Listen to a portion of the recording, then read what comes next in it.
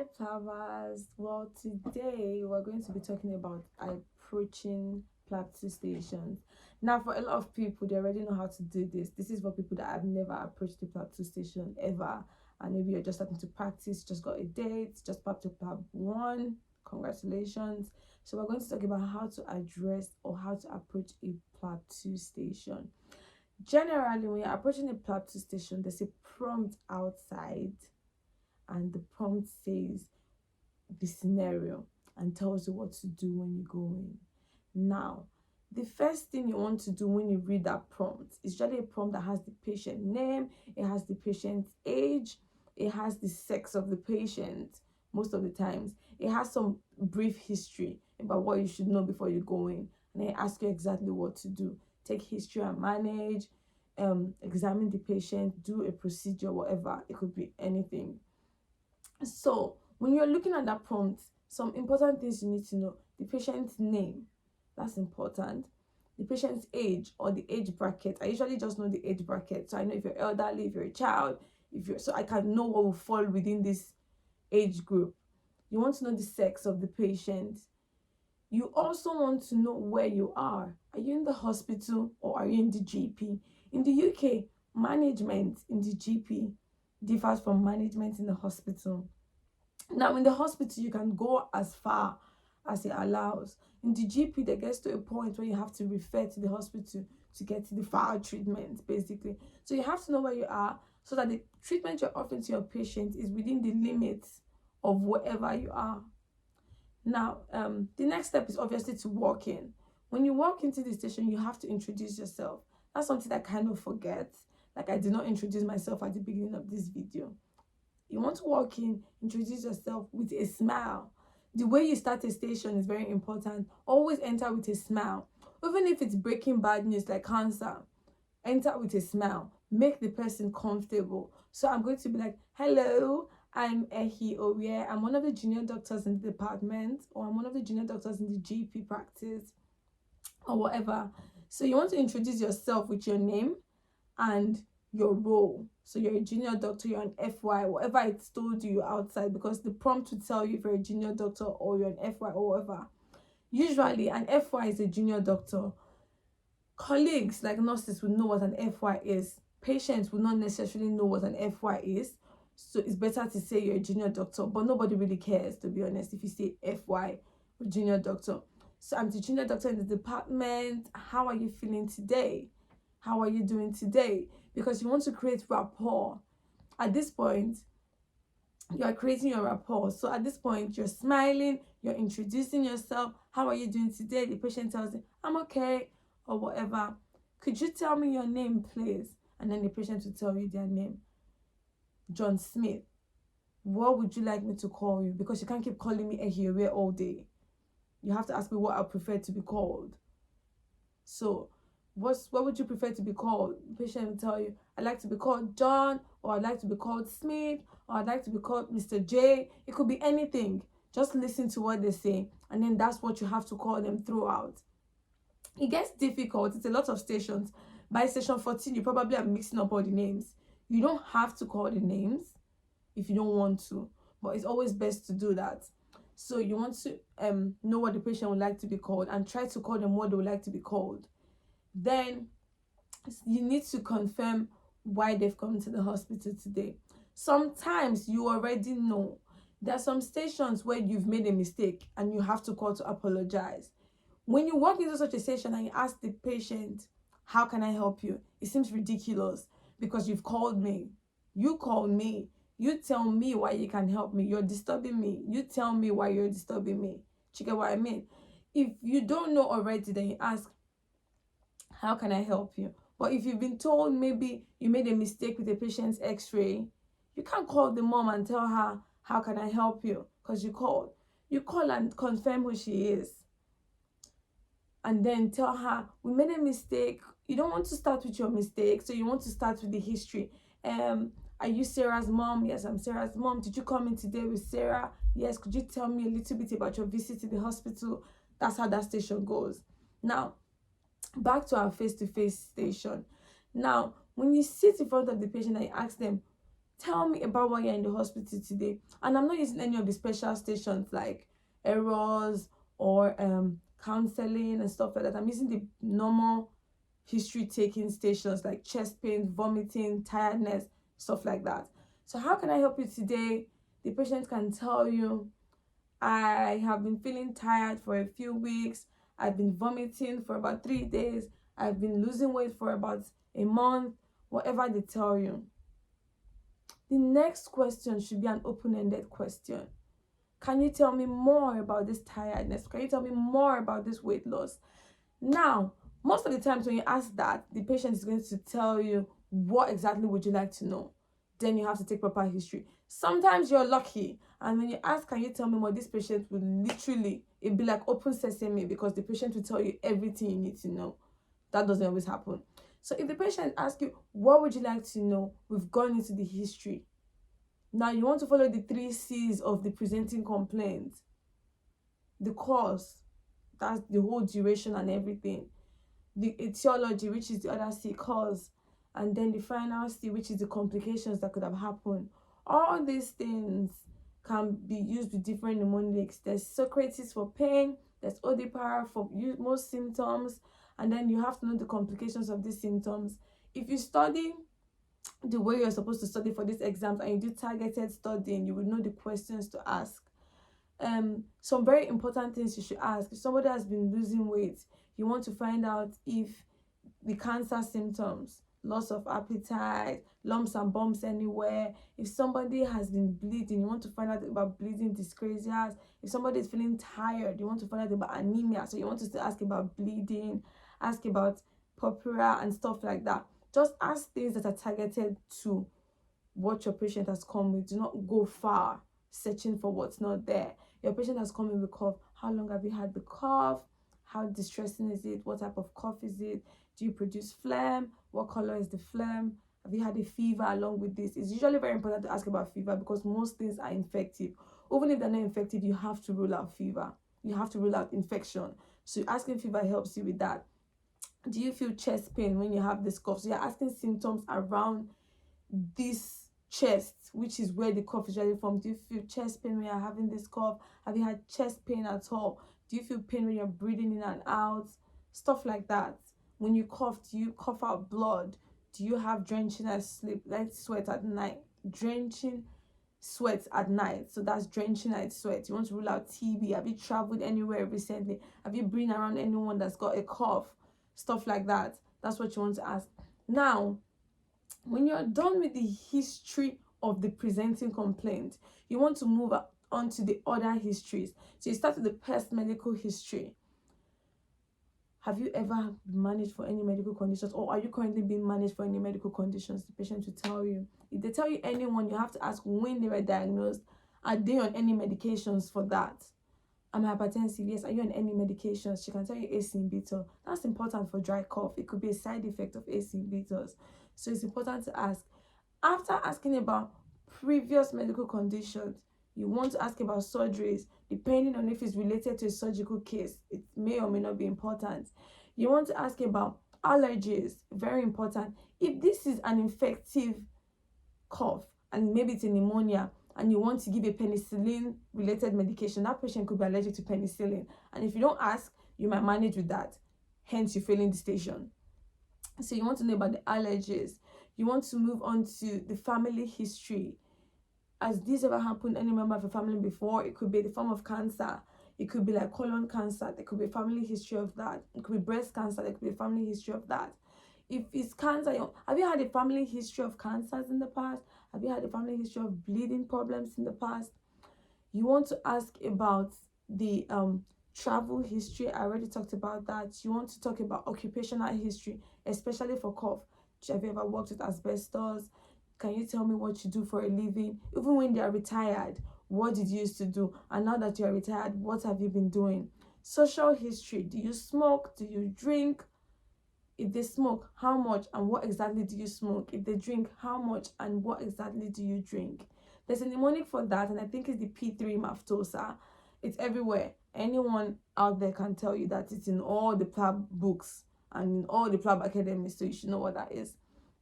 Now, that's the history for those conditions. When you go to psychiatry, there's a different history for that. When you go to pediatrics, there's a different history for that. So different specialties have different history. Now we're just running through how to approach a station generally.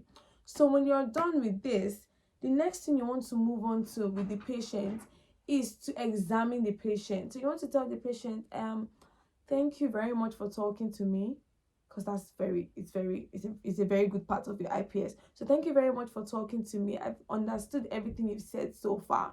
You could summarize at this point. I did not summarize because I was running against time. You need to do all these things within 8 minutes, and by the 6 minutes bell, you need to be at management. So you could summarize, and when you summarize, you only want to summarize the positives, never the negatives. So you can say, I've understood everything you've told me so far. You've had a cough for about a week. You've had a fever for about 3 days. The fever is worse at night. You're allergic to penicillin. Whatever positives they've told you that you think is important to clinch your diagnosis, you can mention it. Then you move on to the examination. So at this point, I would like to examine you. What would you be doing? You always start with observations. So it will involve me observing you, or it will involve me checking your observations, depending on if you think you would be observing the patient or you'll be checking the nurse's observation. This is basically checking your temperature, your blood pressure, your pulse rate, your oxygen levels, if you have time for that. If not, 10 observations is fine. But if you're going to list this, you don't want to say oxygen saturation. You always want to bring it to the patient's level. That's also another important part of IPS. So your temperature, your respiratory rate, how fast you're breathing, your pulse rate, your blood pressure, and your oxygen levels. That's what I'm going to be checking. I will also be examining your chest. You always want to keep your examination specific to the area, unless you have no diagnosis in mind and you want to do a complete head-to-toe examination. But usually, and there are some stations where you do a head-to-toe examination, but for something like this, it will be more focused. I'd like to examine your chest. Now, what would that involve? You have to inform your patient. I would like to examine your chest. This will involve me taking a look at your chest, taking a feel of your chest, and listening to your chest. It could be the heart, whatever, but you could explain it. Tummy. It will involve me looking at your tummy, taking a feel of your tummy, and listening to your tummy. You have to explain exactly what you're doing. That's the IPPA: inspect, palpate, percuss, auscultate. You're just going to say it in simple English to your patient. Now, any type of examination that involves exposure, you need a chaperone. I'm a woman. If you're going to examine my chest, you need a chaperone. Do you understand what I mean? So most examinations need a chaperone. So when you've explained what you're going to do, you tell the patient, this is going to involve some level of exposure, because I'm going to take off my shirt. So this is going to involve some level of exposure. So I will have someone here to act as a chaperone. Your examiner is there. He's acting as the chaperone. So do not ask for an extra chaperone. Just tell the patient, I would like to get someone to act as a chaperone while I do this. Is this okay with you? You've said everything you want to say. The patient must consent. Is this okay with you? Are you fine with this? Are you happy with this? May I go ahead? They'll tell you, yes, you can go ahead, blah, blah, blah. So now, when you do that, if it's not an examination station, if it's just a normal station, you'll be giving examination findings. Take a minute. When the examiner gives you examination findings, just tell the patient, give me a minute while I look at your examination findings, or give me a minute while I go through your examination findings. Nobody's going to kill you. Don't look at a paper and literally jump up and start talking. That's not how it works. You have to look at it, take your time, and just keep quiet and go through it. Then you go and then you speak. That's how it goes. You're not a robot. You need to understand what you're looking at. Is there a fever? Is the respiratory rate high? Is the oxygen levels okay? Was there crepitations? Were there crackles? If you do not read it, you wouldn't know. Just take a minute. Take permission, and then you do that. Now, when you look back up to the patient, explain the examination findings. When I examine in the hospital, I have to explain to my patients what I found. If I do forget, they will call your attention to what have you found. So you have to tell them. So when I examined you, I listened to your chest. I noticed that you've got this. If it's the observations, you can say, I noticed that you've got a fever. Do you get what I mean? I noticed that your heart is beating too fast. I noticed that your blood pressure is a little low. I noticed that your oxygen level is a little low.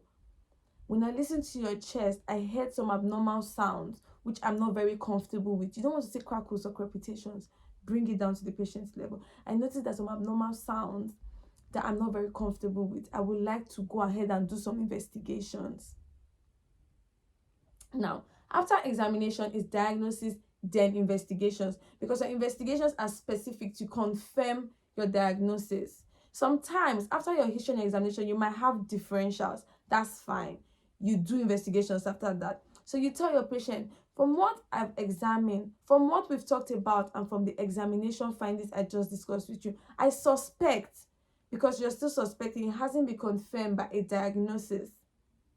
Even if it's BPPV, it has to be confirmed by the Hall-Pike maneuver.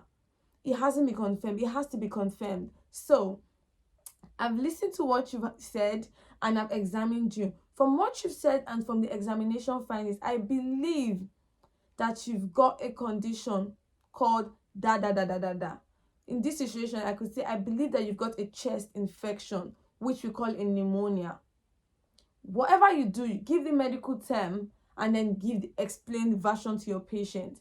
The explained version is more important than the medical term. If at any point you forget the medical term, for example, BPPV is a mouthful, especially the longer version of what it is, just explaining what the diagnosis is to the patient may save you. That is more important because this is a patient-focused exam, not an examiner or a medicine-focused exam. So I believe you've got a chest infection. I believe you've got a bug in your tummy. I believe you're having some form of heart attack. I believe you're having some form of clots in your chest or some form of clot in your legs. That's how you want to explain it. I believe you've got something called I believe you've got a condition called peptic ulcer disease. Now, this is when ulcers form in your tummy, in your stomach lining. If you have to use the big terms, explain what the big terms mean. I believe you've got a condition called deep venous thrombosis. It is when clots form in your legs, in the veins of your legs. You get? I believe you've got a condition called a stroke. It's basically when there's reduced blood supply to a part of your brain, either because of a clot or because of a bleed. You have to explain it in patient language to the patient. Now, when you give a diagnosis, and sometimes you can give differentials, you have to confirm. So you say, at this point, I would like to do some tests, not investigations, tests. I would like to do some tests to confirm that this is what you've got, or to rule out that this is what you've got. What test will you do? Now, I strongly believe in mentioning the test that is specific for the condition first. That's just me. Then you mention the routine. Either way, you have to mention both. You could mix it any way you feel like. I don't know. I'm not a PLAB 2 examiner, so I do not know. It's easier for me, and I feel like it's better for me to mention the test specific for the diagnosis. So for this chest infection woman, so I would like to do some tests to confirm this. And the first one I'd like to do is a chest x-ray, which will show me, which is basically an imaging of your chest, should show me if there's any changes that could point towards an infection. Because to be honest, a chest x-ray does not show any infection. It shows changes that can lead you to suspecting an infection. So for a heart attack, I would like to do an ECG. It's basically an electrical tracing of your heart to see if there are any changes that can point towards a heart attack. I would also be taking some bloods, which we would need for a test called D-dimer. If this level is raised, blah, blah, blah, blah, blah. Or troponins, if this level is raised, blah, blah, blah, blah, blah. You have to, I personally prefer going specific first. Another thing you could say is, for example, the brain. If it's a stroke, I'd like to do something which we call a CT scan. It is an imaging of your brain, and it will show me if you've got a bleed in your brain or if you've got a clot in your brain. You want to explain, mention it, explain what it is. You're mentioning it for the examiner, you're explaining what it is to show your IPS and to demonstrate your IPS, and just to communicate with patients. Now, when you've investigated the major investigations, the next thing you want to do are routine bloods. And the routine bloods are usually the full blood count, the EU creatinine, liver function test, and any other test that you feel is necessary as part of routine blood. But you don't want to call it full blood count EU. So you want to tell your patient, I like to do some routine bloods too, which will help me check your blood levels. That's usually how I describe full blood count, because the most important usually is the anemia, which is the HB. I would also like to do a test that will check your inflammatory markers, show me the level of will show me some chemicals that may show if you have an infection ongoing. That is the CRP and the white blood cell part of your full blood count. I would also like to check your kidney functions. I would like to check your liver functions. Any other test that you feel is necessary. Those are your routine bloods. Always explain in patient language. That's investigation. Now, if you ask for an investigation, sometimes you could be giving the results immediately. You could be giving an x-ray, you could be giving blood results, you could be giving anything you ask for, you could be giving. In a BPP patient, you could tell the patient, I would like to do a whole pack maneuver. It's a maneuver where I'll move your head into certain positions to confirm if you've got what I suspect you've got. And in my exam, that came out. And in my exam, when I said that, I was handed over a sheet that told me BPP Hornpike maneuver positive, or whatever it needs to be. Whatever it is, you could get a paper that will tell you that this is positive, this is correct. So you also take a minute. Could you give me a minute to look at your result findings? You take a look at the results, and then you look up at the patient, you explain what the result has shown.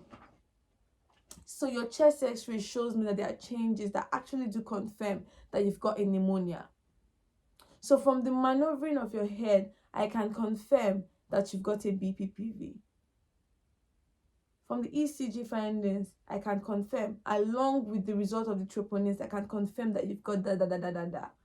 From the endoscopy findings, I can confirm that you've got da. That's how it goes. Now, you've gotten to the diagnosis proper. You need to manage the patient. Now, when you're talking about diagnosis, it's usually a good time to ask for any ideas. It's usually a good idea to ask the patient, do you know what could be causing it? Do you have any idea what could be causing it? This is a very good time to ask. This is usually the time I remember to ask. They will tell you yes or no. Sometimes they know because their parents may have had it, especially if you forgot to take family history. That's very important. So when the patient tells you, oh yes, it could be it could be da, then you can confirm, yes, you are actually correct. From the investigation findings, this is what I think you've got. Now, when you've made a diagnosis, it's always best to ask the patient at that time, have you got any questions? Because sometimes you may have explained the diagnosis and they do not understand. So have you got any questions? If they do, allow them speak, explain. Now, moving on is to the treatment proper, which is the management. And management is the word we use, not treatment, because treatment itself is more pharmacological. Management is more all-rounded. So, if you've got a chest infection, there's some things we can do to help you. If the patient is having a chest infection, you want to give the patient antibiotics. You may not need to mention what exact antibiotics, just mention antibiotics. I usually avoided mentioning what exact antibiotics because most of the times the policy changes from trust to trust. But usually NICE guidelines are universal. So if you know the NICE guidelines for a pneumonia, uncomplicated pneumonia, COP 0, or uncomplicated UTI, if you know the management for it, you could mention it. But in fact, you would need to explain it in patient terms unless you are asked to speak to the examiner. If you're asked to speak to the examiner to manage, give a brief history, a brief handover basically, and then you manage. And then that's when you use medications and dosage and stuff because you're talking to a doctor. But if you're talking to your patient, just mentioning that you're going to give an antibiotic is fine. If the patient is allergic to penicillin, you can say I'm going to give you antibiotics that do not contain penicillin. Do you get what I mean? Or you could mention what exactly you're going to give the patient, clarithromycin or whatever you're going to give the patient. If you're in the hospital and you're going to be admitting, it will be important to mention to the patient, unfortunately, we will not be letting you go home. We need you to stay in with us just so we can manage you completely and observe you. If it's the GP and you feel the patient needs to go to the hospital, unfortunately, I would like to send you to the hospital where I feel like you can get better management and investigations done. So, management contains everything. You talk about the pharmacological aspect and you manage every other complaint the patient has. If the patient is concerned about her kids, where are they going to stay, where are they going to spend the night, first of all, you want to ask, have you got family, have you got anyone that can watch the kids? Is your husband available to watch the kids? If that's there, then you're good.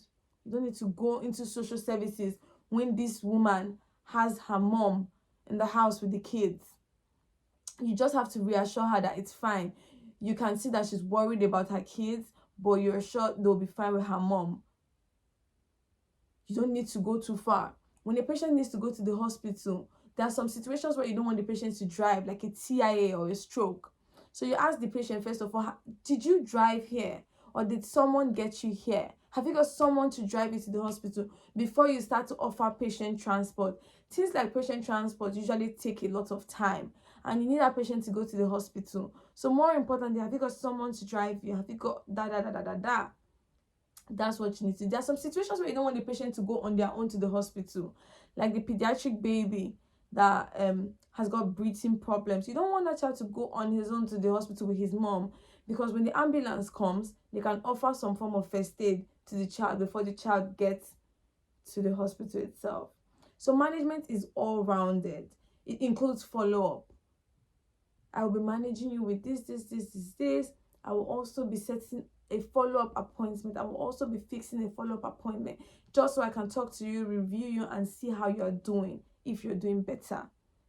It involves referral. If it's cancer, then you need to refer in the 2 weeks cancer pathway. If it's not cancer, you need to refer in the normal 6 months pathway. It involves handing a leaflet over to your patient. Now, in my experience so far, not every leaflet has been printed out and is readily available for your patient. So sometimes you could say, we have some leaflets concerning chest infections. We have some leaflets concerning UTIs. We have some leaflets concerning this BPPV you've got.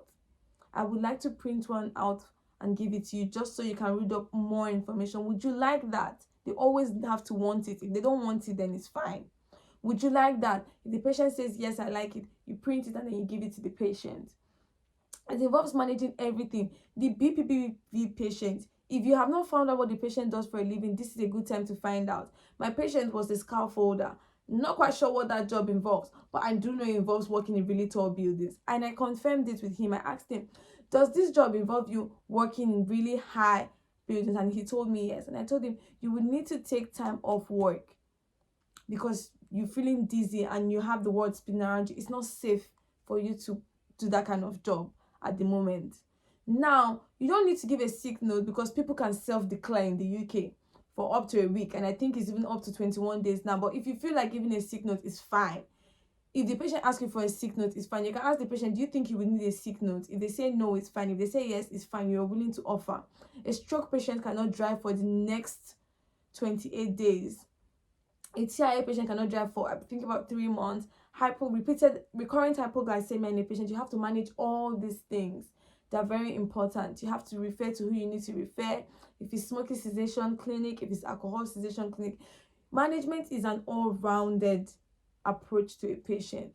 Every single thing they told you, you should manage it. It may not be in your books. You managing even the things that are not in your books boost your IPS. I had a patient that had erectile dysfunction, and I asked him about his relationship with his wife. And he was like, it's okay, it's fine. And at the end of my management, I asked him, if at any point you feel like we should refer you for some kind of couples counseling, and you would like me to talk to your wife to explain your situation, please let me know, because I'm willing to do that. Offer your patient the opportunity to call back, to ring back at the GP to discuss any questions. So that's how you manage a patient. It's all rounded. At the end, you always want to find out, do you have any other concerns? Have you got any other queries? Is there any other way you would like me to help you? I think it's quite corny to ask the patient, have I fulfilled your concerns for today, or have I fulfilled your... It's weird. It's almost like asking the examiner, have I fulfilled the task? I think just be very natural and ask, are there any other concerns? Is there any other way you would like me to help you? And that's fine. And then you can close the station. Thank you very much for talking to me. Please do take your medications. I hope you feel better soon. See you in the next appointment. Stuff like that. End this in a friendly note. Complete your IPS.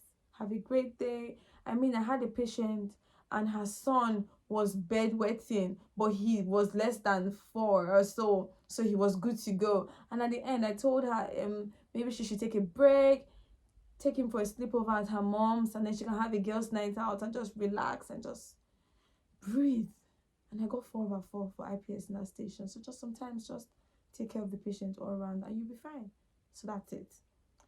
Thank you for watching this episode.